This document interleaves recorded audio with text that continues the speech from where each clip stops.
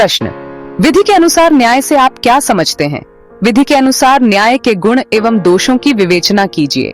What do you understand by justice according to law? Discuss its merits and demerits.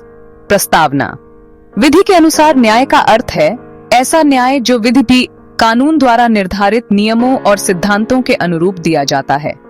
Justice according to law means justice delivered strictly in conformity with the rules and principles laid down by law.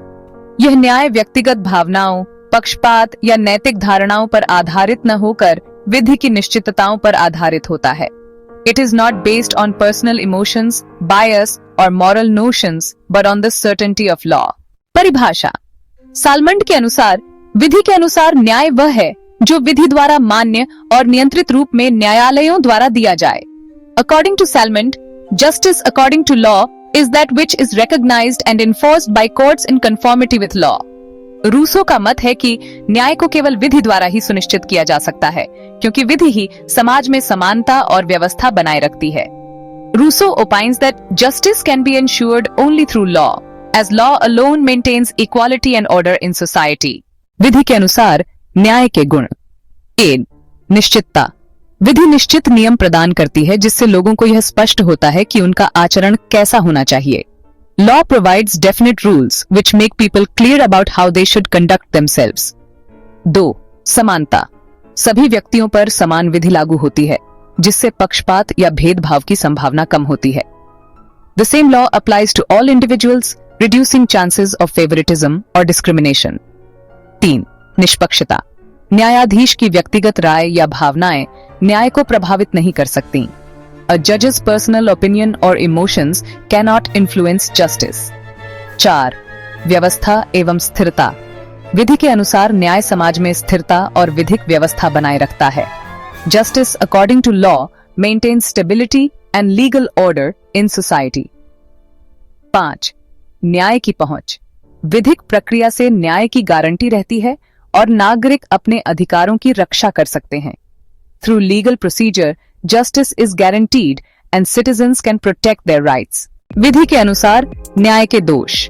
ए, कठोरता। विधि स्थिर होती है, इसलिए कई बार बदलते सामाजिक मूल्यों या परिस्थितियों के अनुसार न्याय नहीं दे पाती। Law is rigid and often fails to deliver justice according to changing social values or circumstances. 2. विलंब। कानूनी प्रक्रिया लंबी और जटिल होने से न्याय में अनावश्यक देरी होती है। Due to lengthy and complex legal procedures, justice is unnecessarily delayed. 3. तकनीकी दोष।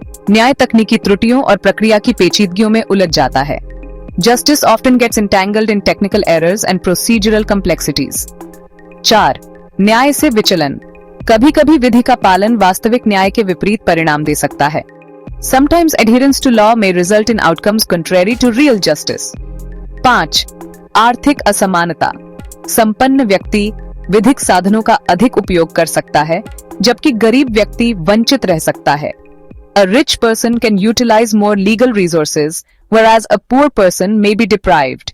निष्कर्ष, विधि के अनुसार न्याय समाज में व्यवस्था और समानता बनाए रखने के लिए आवश्यक है, परंतु यदि यह कठोरता, विलंब और तकनीकीताओं में बंध जाए तो वास्तविक न्याय से दूर हो सकता है। Justice according to law is essential for maintaining order and equality in society, but if it gets bound by rigidity, delay and technicalities, it may drift away from real justice. अतः न्यायालयों को विधि के अनुपालन के साथ-साथ न्याय के वास्तविक उद्देश्य, निष्पक्षता और समानता को भी ध्यान में रखना चाहिए। Therefore, courts must follow law while also keeping in mind the real objective of justice, fairness and equality. धन्यवाद।